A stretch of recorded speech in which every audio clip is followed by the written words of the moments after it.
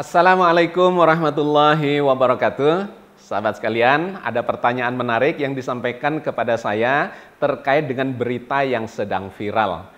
Ada satu topik yang sedang ramai dibicarakan, yaitu apakah akidah Islam itu bersifat ilmiah ataukah sesungguhnya tidak ilmiah? Tentu saja ini sangat menarik karena pertanyaan yang sangat mendasar terkait dengan keyakinan kita di dalam beragama ini. Karena itu kita perlu melakukan klarifikasi, penjelasan yang komprehensif dalam berbagai sudut pandang dan kemudian harus utuh, harus holistik. Nah, dalam kesempatan ini saya akan menyampaikan sebagian saja dari argumentasi saya karena nanti di episode yang lain atau di program yang lain, yaitu di program Cangkir Tasawuf, kita akan membedah secara lebih sistematis, lebih terstruktur, dan lebih lengkap argumentasinya. Ada dua hal penting terkait dengan pertanyaan yang diajukan kepada saya itu. Yang pertama adalah terkait dengan akidah Islam. Dan yang kedua adalah terkait dengan istilah ilmiah. Dua-duanya ini harus kita klarifikasi terlebih dahulu untuk menyamakan persepsi kita. Apa yang dimaksudkan dengan akidah Islam itu? Dan yang kedua, apa yang dimaksudkan dengan ilmiah? Nah, terkait dengan akidah Islam atau kemudian dijelaskan dengan kata-kata keyakinan di dalam beragama Islam, itu akan kita uraikan di program Cangkir Tasawuf Modern. Tetapi yang terkait dengan ilmiah, ini akan kita uraikan secara pointer, secara poin-poinnya dalam kesempatan yang pendek ini di dalam program Tadabbur episode 16 ini. Sahabat sekalian, apakah yang dimaksud dengan ilmiah itu? Tentu kita sudah mendapatkan akar katanya atau asal-usul dari pemahaman atau dari istilah ilmiah, karena ini terkait dengan ilmu. Jadi, sesuatu yang ilmiah adalah sesuatu yang bersifat keilmuan. Nah, masalahnya adalah ada yang mempersepsi ilmu itu secara sempit hanya dikaitkan dengan sains saja. Padahal kata ilmu ini selain sains itu ada ilmu lain yang tidak harus mengikuti kaidah-kaidah saintifik dalam arti sains.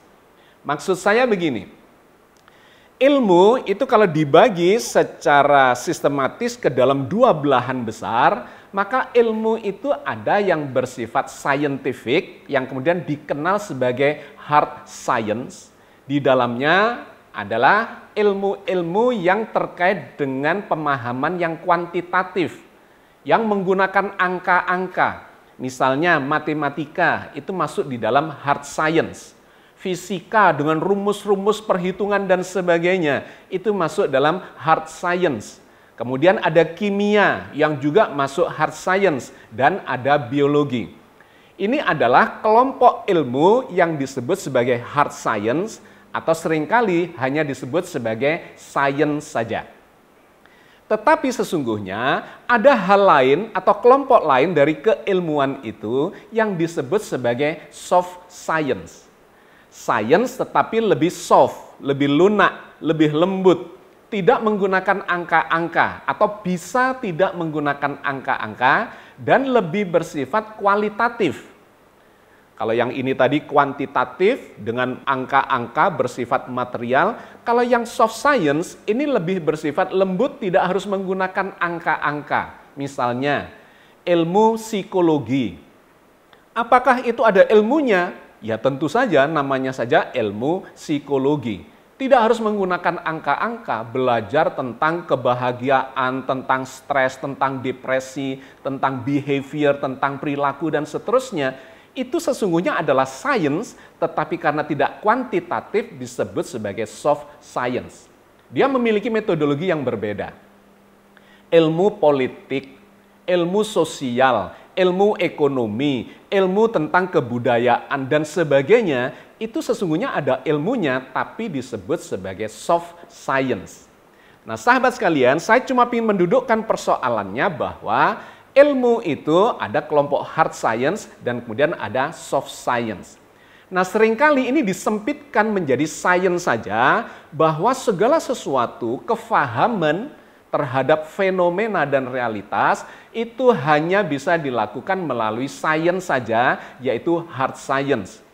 Kalau kemudian tidak difahami atau tidak bisa difahami, dibuktikan dengan menggunakan sains itu, maksudnya hard science, maka itu diragukan validitasnya. Tentu saja ini adalah penyempitan makna dari kata ilmu.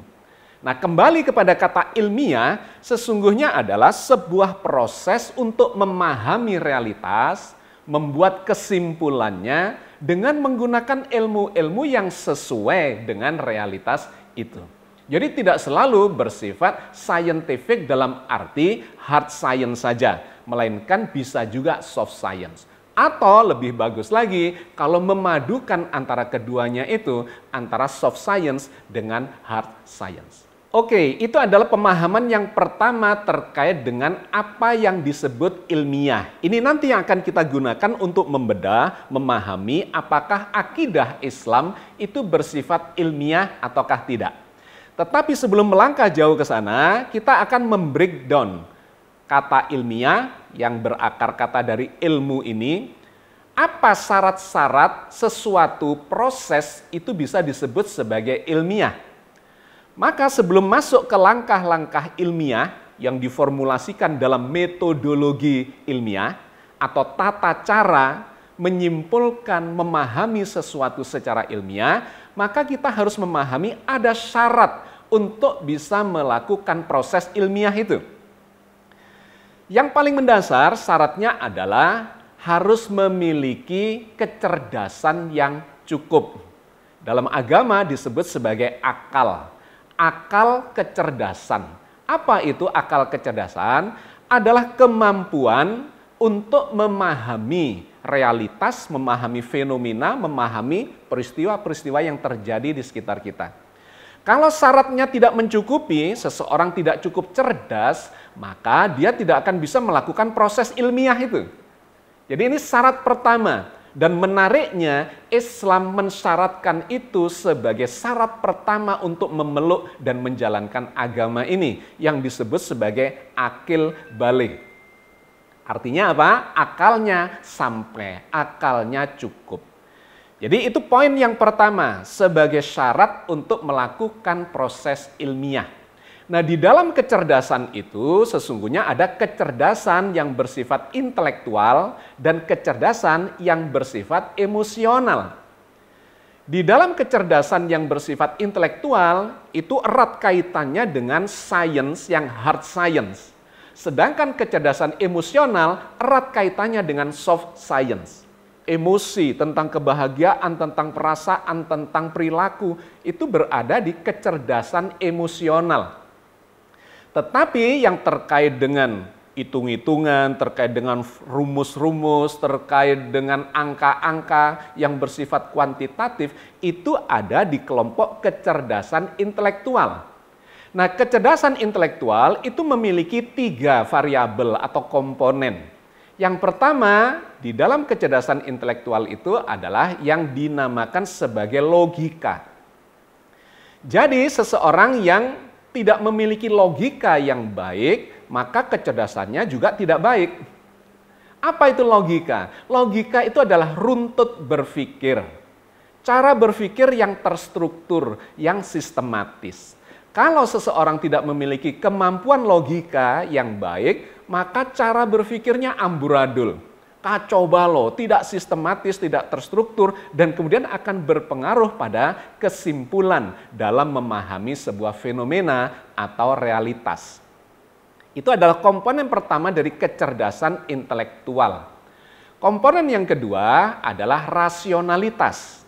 Apa itu rasionalitas? Rasionalitas adalah kemampuan untuk menyimpulkan sesuatu secara terukur.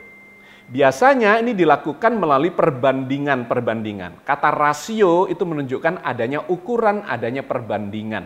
Sebagai contoh, misalnya Anda bisa mengatakan sesuatu itu tinggi karena ada perbandingannya yang rendah. Anda bisa mengatakan itu indah, baik ketika ada pembandingnya yang buruk atau tidak indah.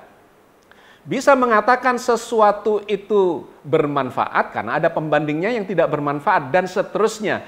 Itulah berpikir rasional. Ada ukuran-ukuran yang jelas yang digunakan untuk menyimpulkan secara ilmiah. Nah, yang ketiga adalah komponen analisa. Seseorang dikatakan cerdas atau akal kecerdasannya cukup ketika dia bisa menggunakan logika dan rasionalitasnya untuk melakukan analisa. Nah, ini adalah komponen-komponen dasar dari proses ilmiah itu. Oke, setelah kita memahami ini, maka step berikutnya adalah metodologi ilmiah atau tata cara untuk membuat sebuah proses penyimpulan atau memahami sebuah fenomena, sebuah peristiwa yang ada di sekitar kita. Memahami realitas itu ada langkah-langkah ilmiahnya. Dengan ketiga dasar tadi, logis, rasional, analitik, kemudian kita membangun satu langkah yang pertama secara ilmiah yang disebut sebagai asumsi. Apa itu asumsi? Asumsi adalah dugaan, tetapi dugaan yang ilmiah, yang logis, yang rasional, dan analitik. Jadi bukan dugaan yang ngawur. Misalnya terkait dengan gravitasi misalnya. Ketika seseorang melihat apel jatuh ke bawah, kemudian dia berpikir, apakah benda jatuh itu selalu ke bawah ya? Apa tidak bisa benda jatuh itu ke samping, ke kanan, ke kiri, ke atas, ke bawah, dan sebagainya? Maka dia membuat sebuah asumsi, benda jatuh adalah ke bawah. Itu adalah dugaan berdasar realitas. Tetapi ini patut diuji. Jangan-jangan ada loh satu peristiwa jatuh itu ke samping. Atau jatuh malah ke atas dan seterusnya. Maka dibuatlah step berikutnya dari asumsi itu yang disebut sebagai hipotesa. Apa itu hipotesa? Hipotesa adalah asumsi yang sudah dirumuskan, diformulasikan, dan siap untuk diuji. Ketika asumsi sudah diformulasikan menjadi sebuah hipotesa, itu meningkat derajat validitasnya. Dan kemudian dibuat kemungkinan-kemungkinan untuk melakukan pengujian. Apakah benda itu jatuhnya selalu ke bawah? Ataukah ternyata bisa ke samping, kanan, kiri, atau bahkan jatuh ke atas, dan seterusnya. Setelah diuji, barulah kemudian muncul data-data empiriknya, fakta-fakta untuk membangun kesimpulan. Nah, dari kesimpulan itu dibuatlah sebuah teori, bahwa ternyata benda jatuh tidak selalu ke bawah. Bisa ke samping, bisa kanan, kiri, atas, bawah, dikarenakan benda itu ditarik oleh gaya gravitasi oleh benda yang lebih besar. Jadi kalau ada apel jatuh ke bumi, itu sesungguhnya dikarenakan buminya memiliki gaya tarik yang lebih besar dibandingkan apel. Massa apel jauh lebih kecil dibandingkan massa bumi. Tetapi kalau seandainya apel itu adalah sebuah lubang hitam atau bintang neutron, besarnya cuma sebesar apel, tetapi rapat massanya, densitasnya, itu berlipat kali dibanding bumi, maka buminya yang akan ketarik ke apel yang bobotnya seperti bintang neutron itu. Nah, ini teori, levelnya lebih tinggi dari hipotesa.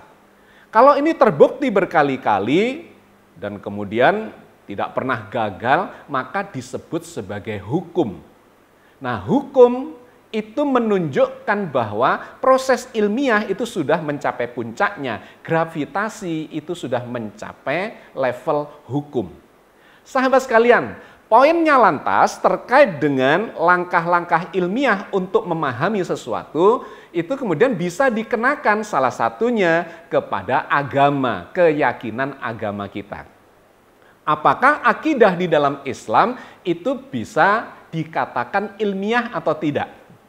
Maka pertanyaannya adalah, sesungguhnya langkah ini, 4 langkah ini, asumsi, hipotesa, teori, hukum, itu sesungguhnya semuanya berada dalam wilayah ilmiah. Kalau kita memiliki asumsi, masih dugaan, apakah itu bisa disebut ilmiah? Ilmiah. Tetapi dalam level yang paling rendah atau paling awal. Hipotesa apakah ilmiah? Tentu saja ilmiah, karena sudah lebih tinggi dari asumsi sudah diformulasikan. Teori itu apakah ilmiah? Ilmiah meskipun bisa gugur teori itu oleh bukti-bukti yang lain.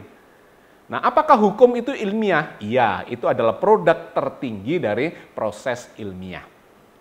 Sahabat sekalian, saya kira sampai di sini dulu saya cukupkan kajiannya terkait dengan apa yang disebut ilmiah itu.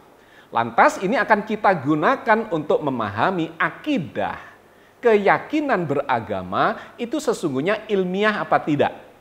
Akidah itu ada di level asumsi kah? Ataukah di level hipotesa? Ataukah di level teori? Ataukah di level hukum? Tentu saja kita membutuhkan waktu lebih panjang untuk mengurai terlebih dahulu apa itu akidah di dalam Islam itu. Barulah kita akan memahami apakah akidah Islam itu bersifat ilmiah atau tidak. Oke, sampai jumpa lagi di program Cangkir Tasawuf Modern di mana kita akan menguji lebih jauh apakah akidah Islam ini bersifat ilmiah atau tidak. Billahi taufiq wal hidayah. Assalamualaikum warahmatullahi wabarakatuh.